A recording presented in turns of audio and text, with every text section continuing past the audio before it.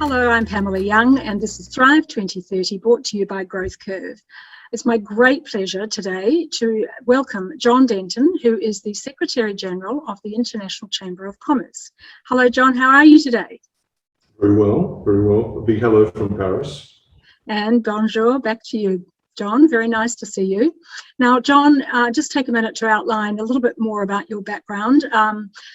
I know that you, in addition to being the Secretary General of the ICC, you're also a board member of the United Nations Global Compact, the co-chair of the B20 Finance and Infrastructure Task Force, and a board member of the IFM Investors. Now, I think you might also have joined some other boards and committees since I spoke to you to organise this meeting. Something else has popped up recently. There are a few things. So I just recently joined the advisory board of the Africa Green Investment Infrastructure Investment Bank, which is actually a very interesting role. Yeah. This is a continuing role. I chair the Moeller Institute at Cambridge University, which was established by the Danish family, the Moeller family, to thank the British for their support in the Second World War, which is it's a very interesting group that's pulled together.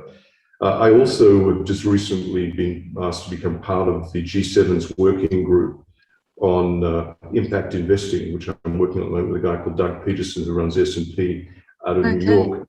And just to complete my most recent engagements, I'm also working on a very interesting project which was initiated by Kamala Harris, the Vice President of the US, on what's called the Northern Triangle in Central America, where the US is attempting, and I think rightly so, to see if they can improve the economic prospects of citizens in Guatemala, Honduras, and Salvador, and they've asked the ICC for support on the ground. So we're working. In fact, I've got a call with Harris's office this afternoon. It's a very interesting project. Fantastic. What we're doing is actually, and this goes to the essence of what the ICC does, is that we are great believers, and we believe the only way forward is by having functioning private sectors. Yes, and so of course. we have a lot of skill in ensuring that we can create functioning private sectors, not just in troubled and developing countries, but actually support effective functioning in developed countries as well. So we have a few challenges, but it's very interesting. Yeah. Okay, now, John, I'm just going to join you in beautiful Paris, because that's what I like to do, is to come to your city for this conversation. And I just love the colours of this beautiful image of the Louvre. So can I just tell folks a little bit about why I've reached out to you particularly? The ICC obviously has a lot of involvement in Asia Pacific, and Thrive 2030 aims to talk with people about how to ensure the ongoing prosperity of the Asia Pacific region. And I'd just like to point out to folks that you were the managing partner of Cause Law Firm in Australia for many, many years.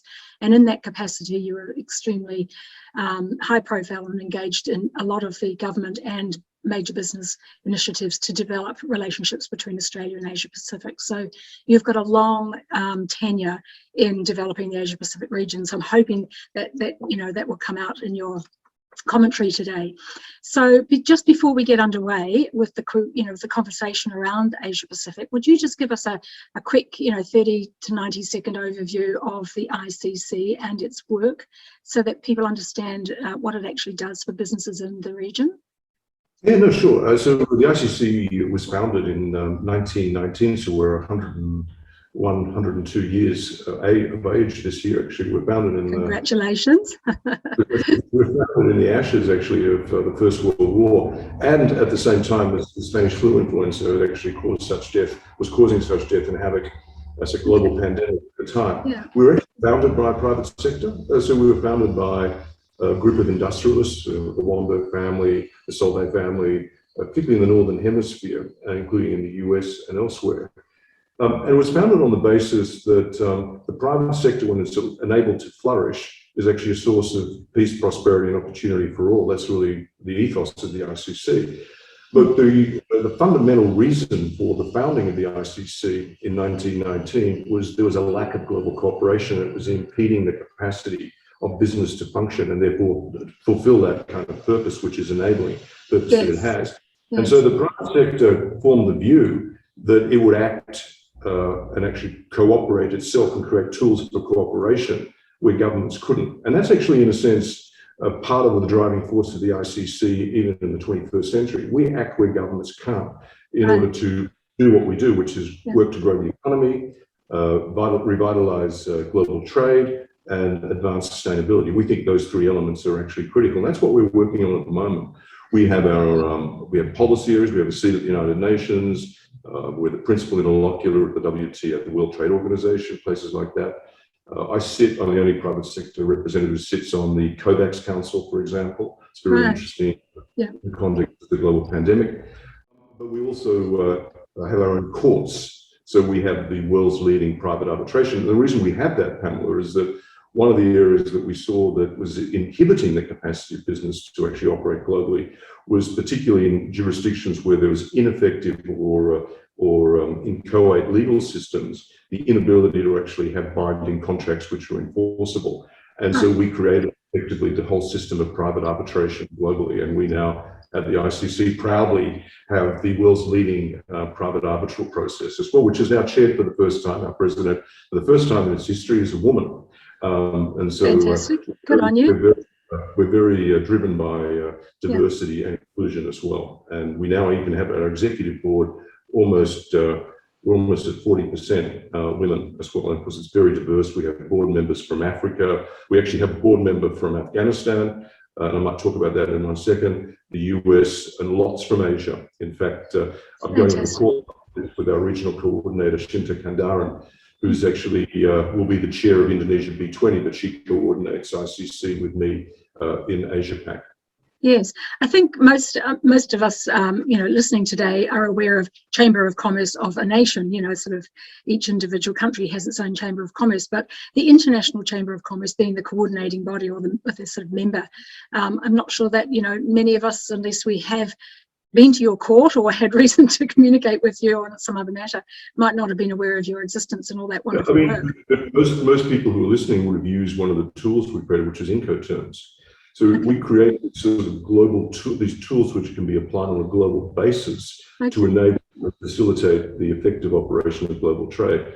Even on things like certificates of origin, they're actually all effectively run through the chambers of commerce, which are part of what's called the ICC World Chambers Federation. So we do all those stuff. At the moment, we're heavily involved, by the way, in the 21st century in taking trade from analog to digital. But I don't want to sort of... Yes, go off scope. Fantastic. I just mentioned we have one of our board members from Afghanistan. Yes. People forget sometimes in Asia Pac that Afghanistan is actually part of Asia. Mm-hmm. And what I didn't point out was that the ICC is present in more than 160 countries. We have our own physical presences in more than 100 countries. The others are actually through chambers or through affiliates. And one of those ICCs is actually in Kabul. And what I've been involved with the last week is that we created the ICC in Kabul at the request of the US, the UK, French, the Swedes, a lot of that, because what they wanted was our help in developing the private sector there, which we did. As a consequence, we have a lot of staff there. So I've been working to evacuate the staff. We're very lucky. We were able to prevail upon and get the goodwill and the generosity of the Turkish government. In fact, we were able to pull the Turkish government out of the NATO meeting to actually agree and sign off on making available access to a military flight to actually exit a number of ICC staff. Sadly, we don't have all of our staff out yet, so I'm still working on that at the moment. Yes, I know you're under great time pressure today, and I really appreciate you giving us this time, because I'm sure that this must be an enormous worry for you to get your staff out of Kabul. Can I just ask you to highlight for us what were the major challenges that you saw across Asia Pacific region in the last 18 months? Was it global trade? Was it supply chain blockages? Was it the price of containers? Is it government issues? What are the top of mind things that have caused a lot of angst through that particular region over the last 18 months? The whole context in which Asia Pacific has been operating, as the rest of the global world, has been in a COVID-19 induced almost coma. And that's actually been the context in which we've been operating. Yes. And we've been seeking to do what we can. The way in which COVID-19 has played out in Asia-Pac has actually been a little different. One of the cruelties of COVID-19 is not just the devastating effect it's had on individuals, particularly those who've lost their lives and many cases their livelihoods. It's the asynchronous nature of it. Yes. So actually, as many of you would know, we saw COVID-19 show a lot of its force in the Northern Hemisphere quite early on, even though we did see traces obviously in China and in other parts and some parts of Asia Pacific. But what we actually saw in Asia Pacific was the economic impact actually of COVID-19 before the actual physical impact. And of course, that's moved around in an asynchronous nature as well. The classic example is in Bangladesh. When you say you saw the economic impact before the physical impact, you mean before people started getting very sick? Yeah, that's right. In fact, okay, can you just explain that? So a classic, let's just have a look at a value chain like the garment value chain. You saw people being put out of work in Bangladesh, not because COVID-19 had actually taken off in Bangladesh at the time. Yes. It's because COVID-19 and its impact was actually being felt in the Northern Hemisphere, particularly in the US, and you had lockdowns, closed downs, etc. And so what you saw there was the whole value chain was interrupted.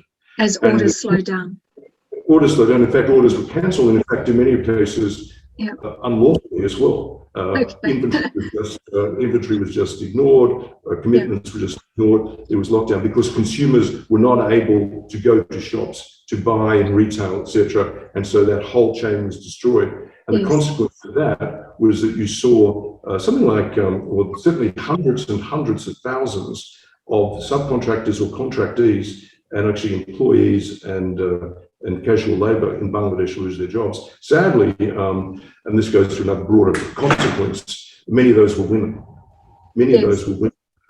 And so that is a consequence of the economic impact of COVID-19 before the physical. And of course, that has just played out large in Africa and in parts of Latin America as well. And then on the other value chain, which was completely cast asunder, was the travel and tourism. Where you saw something like, I think my number's right here, it's approaching 100 million jobs were lost globally. And of course, again, that was asynchronous. That's enormous. It was the collapse of the tourism, but also the affiliated sectors, which support travel and tourism in Africa, in Asia, as well as elsewhere. And of course, what you saw there again was a disproportionate burden falling not just on women now, but actually on younger people as well. Of course, I would say that one of the greatest challenges we saw during this whole period was not so much the pandemic itself, though of course it was the lack of global cooperation to actually enable an effective and functioning response to the pandemic. You saw very early on extraordinary interruptions to supply chains by governments. You saw I don't know, you might recall this, I can only describe it as the disastrous reaction of governments, particularly over access to PPE and ventilators. Let's not forget that it wasn't that long ago that you had the French government actually intervening in the supply chain to stop PPE being delivered from one European country to another if it was sourced out of France. That was a unilateral decision. Yes, I do recall that. Unilateral closing the borders, etc. Then you saw this extraordinary nonsense over ventilators. These are all things that actually cause huge impact. Yes, I think what we saw there was a sort of an instinctive reaction to look after our own, as governments were trying to protect their own nation and their own people, and it became quite competitive, didn't it? And there was some pretty ugly behaviours that came out at that time. In breach of the obligations that they have to each other, and that is actually the core of the challenge we see, which is obviously where at the ICC we've actually played a pretty significant role in trying to normalise some of those behaviours. Is that I understand the politics of looking after your own. I'm not naive, but I also think you need to put it in the context of how do you effectively look after your own.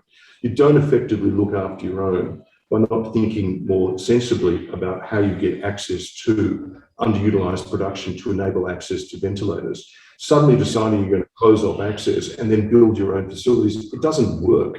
It didn't work. So a lot of these reactions were knee-jerk, certainly populist in their political impact, but ultimately ineffective, as was the whole push to actually reorientate supply chains and actually, in a sense, bring them home. I don't know if you recall that argument about bringing home supply chains. Yes. Whereas the truth of it, Pamela, and I think your viewers would acknowledge this, private sector has actually shown remarkable ingenuity in maintaining the effectiveness of supply chains throughout the crisis and continues to do so. If you think about it, it's been quite possible by the use of digital access to enable, you can get most stuff to be delivered to your home still. I mean, I'm oversimplifying it, but that tells you there's an effective reorientation and a re-engineering of supply chains that's been going on. It might even... I'm getting quite mixed messages about supply chains, depending on who you talk to. Some people say that they can't get the simplest things. I was talking with a hospital manager recently down under, and they couldn't get wheelchairs or hospital beds delivered from China. They weren't getting here because of the blockage in the shipping lanes and the ports, and so therefore they had to start looking around for local manufacturing. Yeah, yes, of course that's true, but yes. What I'm talking about is we've been able to maintain the arteries around the global supply chain, but what's actually fallen apart is just in time, and that's going to have to be rethought. But what's happened with say access goods and services out of China and elsewhere, it's actually not the effectiveness of the private sector there, it's government intervention. When you've seen barriers put up in terms of protectionism, barriers put up in terms of what they require in terms of phytosanitary, etc. as well. So there's a lot of stuff that's there. Supply chains have functioned really well. The greatest interruption to supply chains has been government induced, and it's been the irregular and in many respects variable engagement by governments on these issues. And also the other thing has been the lack of digitalisation of approvals around supply chains. You still need, in many countries, for example, in Japan at the moment, I don't know if you've seen this, you still need a Hanko stamp. This is it right now in the 21st century. For a lot of goods and services to operate across all approvals, you still need wet signatures for customs documents. So we've been working, by the way, with the World Customs Organization to digitize that whole process. So there's a lot of stuff, but my underlying point is that the private sector has shown remarkable ingenuity in re-engineering supply chains to enable the global world to continue to function. It's not to say that that's been done without discord with governments or without what I'd say is some irrational acts of governments, particularly in breach of their commitments. Can you give us some examples, John, of what the governments are doing to interrupt the supply chain? Are you talking about locking down border control? But even on phytosanitary, but even on vaccines. So, as I said, I'm on the COVAX, on the private sector rep on the COVAX Council. And so we take the view at the ICC, if you want to grow the economy, particularly in this context, you have to bring the pandemic to an end. And if you want to bring the pandemic to an end, you actually have to enable access to vaccines, okay? And as you probably know, there are still countries in the world where less than I think 0.2% of people are vaccinated. And people wonder why there are new derivations of COVID-19 blowing back. It's because it's mutating. So we've been pushing very hard for access to vaccines. Now, what you see is governments intervening to inhibit the supply chain. Now, putting aside production of vaccines, there's actually been supply chain issues in terms of access to the vaccine itself. So you saw Europe put in place effectively export controls. These sorts of things interrupted the effective distribution of vaccines, and they focused on the wrong issue. The issue which people must need to focus on with vaccines is increasing production and enabling effective supply chains to support it. Increasing production requires a lot more work than just wishing for it. You actually have to do something in that. So, we're actually working on that with the WTO and the WHO and the World Bank, but it actually requires a bit of work. You actually have to increase production facilities. And let's not forget there's upstream and downstream. There's upstream components, but also downstream components required for the creation of these vaccines as well. A lot of those components are not in your country. You actually have to bring them in. And so ensuring the supply chains in, and then for the supply of the vaccines to be distributed, you require work on both aspects as well. So we've been focusing very much on increasing production and actually effective supply chains. Going to your specific point, governments intervened in the effective, creation of improved production and intervened in the whole issue of distribution. And in doing so, undermined the capacity of the global world to be vaccinated. And as a consequence of that, there's huge economic damage. And you see it now. One of the points you just mentioned before is about interrupted supply chains. You're seeing it now.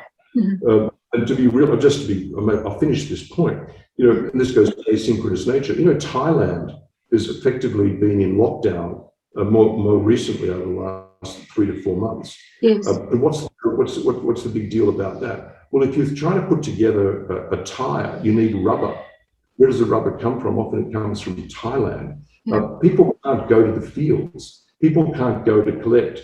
So rubber, there's actually been an interruption to the supply chain around rubber, which interrupts the supply chain to create tires, which is actually part of what's required for a car. So you're actually seeing the impact of that because the interconnectivity of production networks has been underestimated and misunderstood by governments. And so they made a complete hash of it, frankly. Yes. Now, Asia, the Asia-Pacific region has 60% of the world's population and produces 67% of its GDP. It's a really important region. I wonder what you feel might be some of the tools that the region would adopt, and what are the things that it should look to strengthen its ability over the next 3 to 5 years to get out of this period of, we're still in a great period of uncertainty. As you mentioned, many countries have not started the vaccine regime yet, partly because of ability to procure it or to pay for it or to distribute it. It's going to take yet another couple of years. So what are the strengths and abilities of the region, the Asia-Pacific region? What can the region draw upon to focus on getting making sure that it maximizes the title that it's got as the 21st century is the Asian century, and it's a very big part of the world. What advice would you have for people who are trading in that region, or for people who live in that region and would like to make sure that they are part of it and maintain their businesses through to 2030 to get to the point where they're still successful? Well, look, a couple of things. First on Asia. I mean, Asia is not homogenous. Let's not forget Asia can be defined to run anything from the Pacific coast of Latin America all the way through to Russia. So, and within that, you've got sultanates, you've got autocracies, you've got thriving democracies, you've got vulnerable states, you've got states in conflict. So it's a very mixed bag. But one thing that unites Asia is actually its population in terms of its size and its growth and its demographics. So that's something to bear in mind. It's got a very positive demographic, and of course people between the age of 18 to 32 are at their most productive, and they'll be coming through. So ensuring that they're able to participate in the economy will be an important part. The other thing to remember about Asia is that, and people often forget this, that something like 90% of the Asian economy is comprised of SMEs and micro SMEs. One of the reasons I'm so glad that Indonesia is chairing the G20 next year, and we'll be working closely with Indonesia on this, is that Jokowi has promised to make SMEs a complete focus. Let's not forget on the global business, the global economy. Pleased to as well. Hear that. Yeah. What we talk, I mean, the ICC is seen at the World Bank and the Bretton Woods Institute. We are the voice of the real economy. We're the ones that go in there and tell them you actually have to think about, particularly in the consequences of the pandemic. How do you actually this is not a financial crisis, this is a real economy crisis. How do you support SMEs and micro SMEs? And again, every jurisdiction is different and every region is different in the way it's comprised.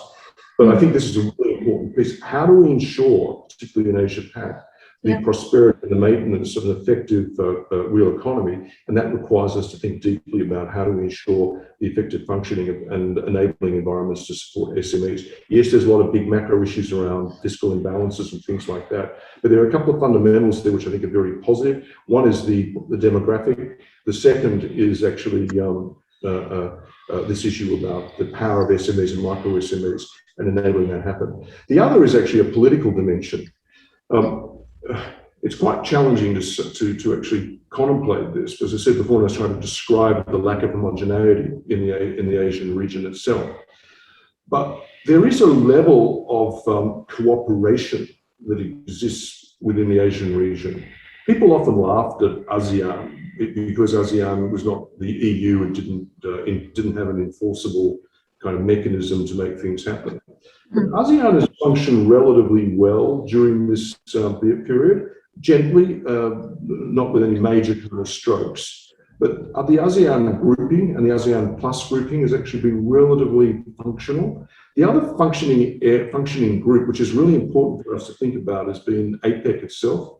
And I was privileged to chair the Finance and Economic Working Group of APEC for about 5 years, I think, actually. And one of the things that was really important about that was it brought together, my co-chairs were Chinese and American and Indonesian. But APEC is still a functioning international body or a conglomeration of bodies, and it still brings together a functioning relationship between the US and China.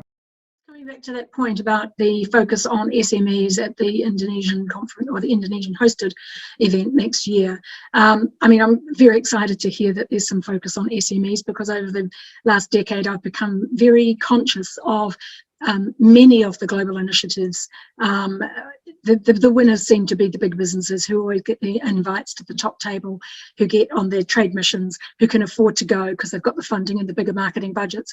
The SMEs wander around with 10,000 or 20,000. That's their annual marketing budget, and they go from chamber to chamber and, you know, embassy to embassy, looking for contacts and hoping to get information that's going to help them, you know, expand their global markets. I've seen this, I've talked to them, and I know that it's a huge struggle for many SMEs to develop across the region. So I'm wondering, do you have any forward insights into what that conference will be discussing, what the aims will be to help the SMEs? Why are they making it the focus? And what do you think, from your perspective, what do you think are, say, the major three things that could be done to improve the ability of SMEs to be effective in a cross-border, in the cross-border missions? I think you pinpoint. I mean, there's what's called information asymmetry. I mean, SMEs do not get the level of information they require for them to function effectively, and particularly participate in cross-border trade. But you asked the question as to why would be a focus. I think I answered that in my comments about the Asia region itself. Of course, it has to be a focus, and particularly for Indonesia, because the almost like 92%, I think it is, of Indonesian economy is SME. And SMEs and micro SMEs are also not just in Jakarta. They're in farming communities. They're small traders. Of course they are. But yeah. So what would be the objective? What are we trying to achieve for them at that conference? So how do you enable the effective functioning of the real economy? I mean, that's the ultimate question. And if you look at what SMEs need, the first thing is, and what you've seen as a consequence of COVID, has been a real drying up of access to finance. So SMEs need access to finance. SMEs need to actually have the right level of information without the burdensome intervention of indiscriminate but also variable regulation. They need consistency in that. There are two critical elements that actually need to be in place, and they need frankly, they need to have the same level of access to information, and they need to be supported in the sort of capability build that's required to maintain and develop a functioning SME. We're actually working on that. I mean, we've created this this movement in ICC, and we've established what's called the ICC Centres of Entrepreneurship. We launched our first in Istanbul, which was really been working very closely there, and that was actually to improve the prospects for females to actually lead SMEs. We've just launched our second late last year in Beirut, because we tend to do things in harder jurisdictions, because there was a collapse of confidence in government, a collapse of the economy, and the view we formed. We were asked by the Lebanese community, civil society and business to go in there because they didn't trust anyone other than us to create centres of entrepreneurship. Because you've got people between the age of 16, 32, everyone says get a job, but there are no jobs. So we have to give them the tools and skills to build their own career, and what we're also trying to do is give them the confidence that they can build that in a functioning private sector. We want them to be supporters of that.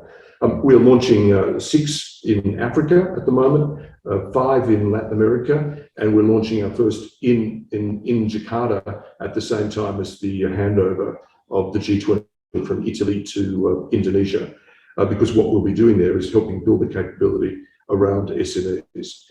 The functioning of SMEs is going to require them to digitise, and I suppose I talked about. I was just going to ask you about that, because I think one of the benefits of COVID is that it has forced everybody to ramp up their digital capability, and the SMEs who either didn't have the funding or the skill set may not have survived, but those who had a little bit of money and some ability, technical digital ability, have been entrepreneurial and been able to pivot and develop online portals, online sales, but the most important challenge for them, of course, is building relationships virtually, not being able to get on a plane and go and do the walk the talk and have the face-to-face with people across Asia, which is a really important part of building relationships. I get that, Pamela, but I mean, that's a segment of the SME community.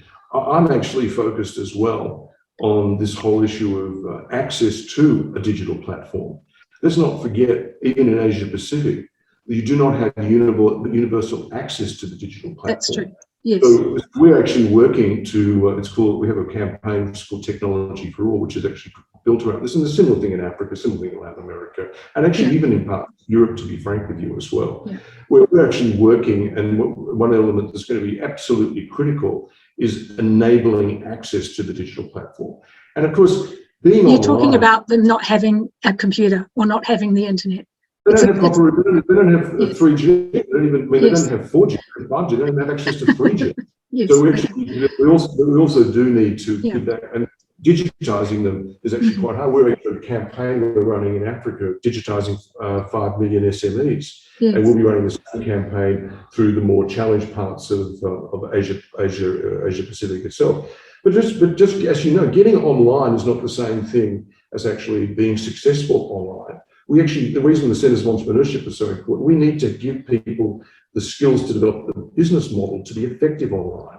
But also, we're dealing, in Asia Pacific, you're dealing also with quite large refugee communities, and there's inequality issues. We need to help people discover how you can actually use the digital platform to actually create a livelihood for yourself. And it's as simple sometimes as, your grandmother is a very good crocheter, okay, I don't know, and you're living in a refugee camp.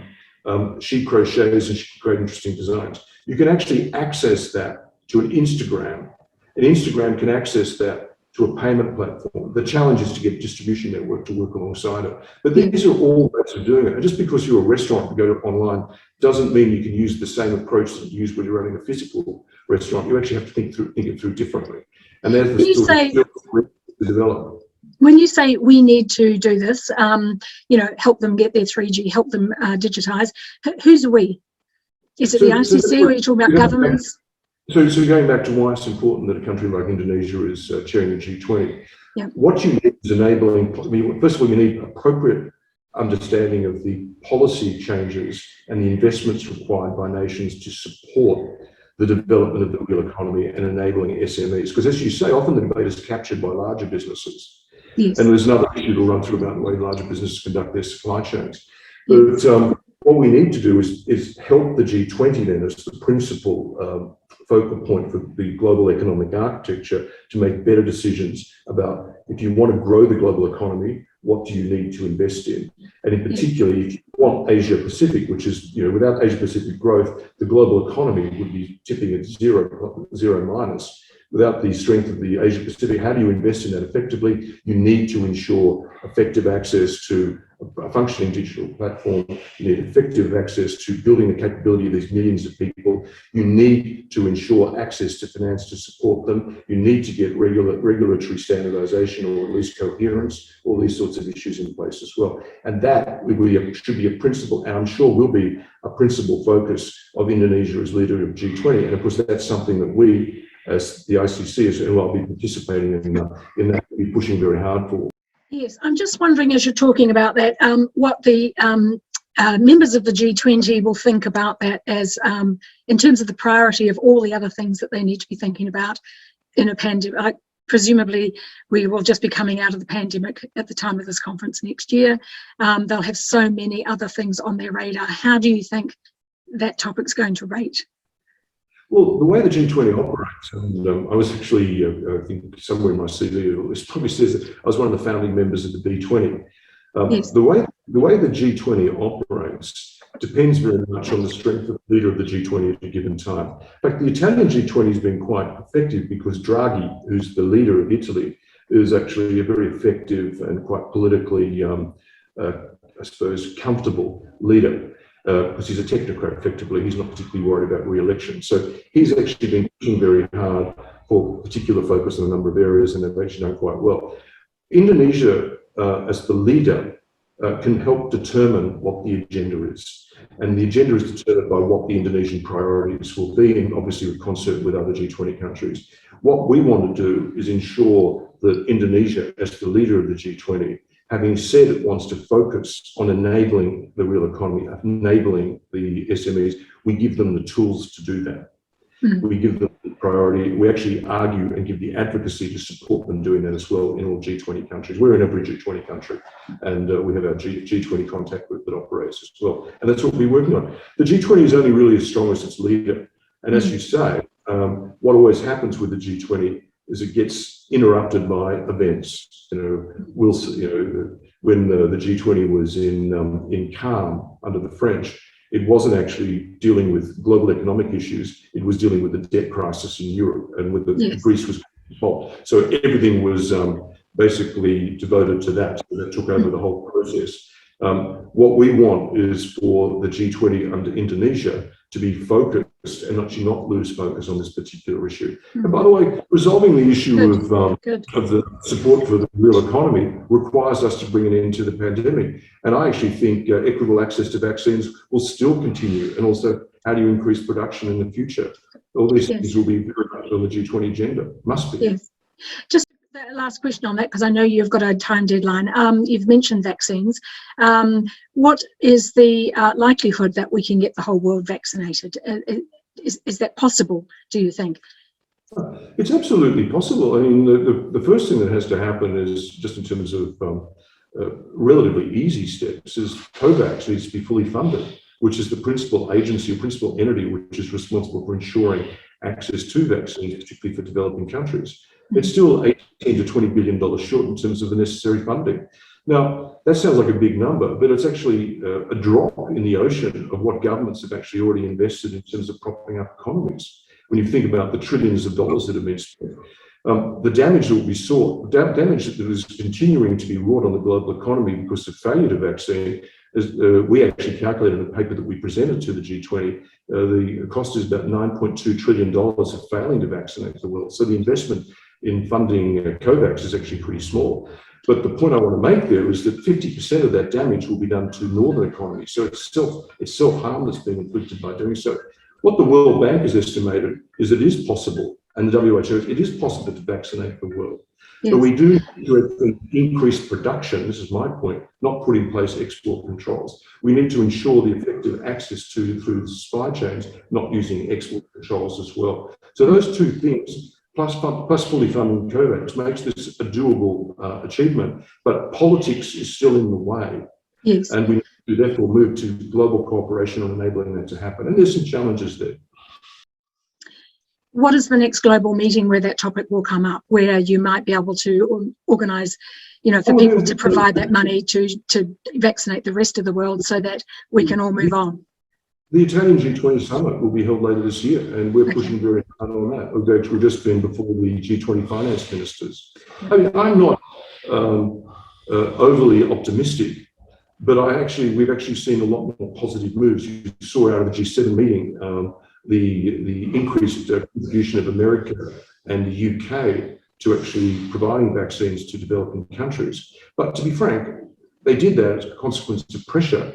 And they know that even what they offered was not enough, but they offered it.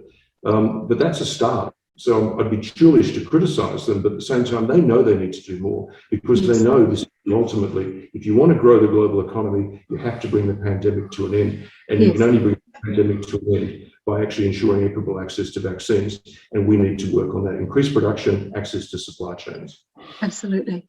Yes, the head of the World Health Authority did say recently that none of us are safe until all of us are safe.